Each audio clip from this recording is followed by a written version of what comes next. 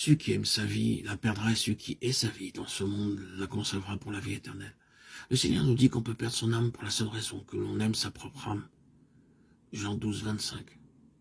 Que veut dire aimer notre âme? C'est satisfaire tous nos désirs et contenter toutes nos passions. Si le Seigneur, par exemple, nous demande de cesser de faire une certaine chose, il faut nous soumettre, nous donner nous-mêmes, afin d'obéir au Seigneur. Nous devons céder au Seigneur chaque fois que nous lui obéissons. Si nous aimons notre propre âme, nous ne réussirons pas à obéir à la volonté du Seigneur, quoique nous nous y efforcions. À notre exemple, si le Seigneur veut que nous abandonnions cette chose que nous avons plaisir à faire, ou cette personne que nous aimons tendrement, le suivrons, nous, si nous aimons notre âme, si nous aimons notre vie. Que de fois nous sommes empêtrés, soit avec une personne, soit avec une chose, ou une affaire, plusieurs sont entravés par les amis, ils refusent que leur âme, leur vie reste insatisfaite, non comblée. Nous n'avons pas besoin de mentionner beaucoup de choses manifestement mauvaises, car nous nous rendons bien compte qu'elles sont condamnables.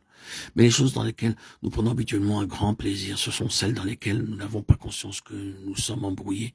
Nous savons que le mot argent est trop ignoble pour être mentionné, pourtant combien de personnes ne sont pas disposées à s'en séparer. Un vêtement ou un mets délicieux peuvent nous prendre au piège. Pourquoi est-il si difficile pour l'homme de ne pas aimer son âme? Parce qu'en n'aimant pas son âme, il la fait souffrir délibérément. Aimer son âme, c'est ne pas permettre qu'elle souffre. Cependant, en faisant ainsi, cette personne perdra sûrement son âme, parce qu'elle a déjà cédé à ses désirs excessifs et permis qu'elle en jouisse. Quand est-ce que son âme en souffrira la perte? Au moment où le Seigneur établira le royaume. Quiconque aime son âme dans cet âge ne pourra pas jouir de la gloire avec le Seigneur dans le temps à venir. Nous croyons que la possession de la vie éternelle, aussi bien que notre entrée dans le ciel, sont toutes deux certaines et assurées. Mais quant à régner dans le royaume du millénium et expérimenter la jouissance future de l'âme, ceci demande de notre part que nous n'aimions pas notre âme aujourd'hui. J'ai déjà affirmé et je l'affirme encore maintenant que tout comme Dieu place le ciel et l'enfer devant le pécheur pour qu'il choisisse, et si un pécheur peut voir clairement, il choisira sans doute le ciel. Ainsi Dieu place le royaume et le monde devant le chrétien pour qu'il choisisse. Choisissons-nous le royaume ou choisissons-nous le monde? Combien il est affligeant alors qu'un pécheur se plaît à choisir le ciel, que de nombreux chrétiens préfèrent de beaucoup aimer le monde.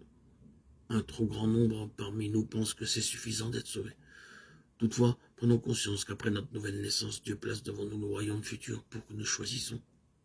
Celui qui est comblé aujourd'hui perdra la plénitude dans la gloire et ne jouera plus.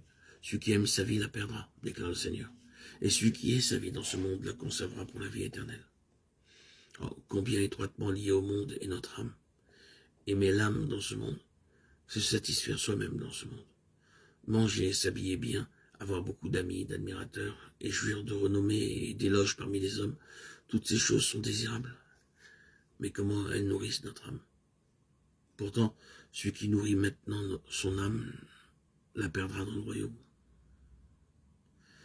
Perdre l'âme, ce n'est pas aller à l'enfer, mais l'entraîner à la souffrance. Parce qu'elle ne pourra pas régner avec le Seigneur.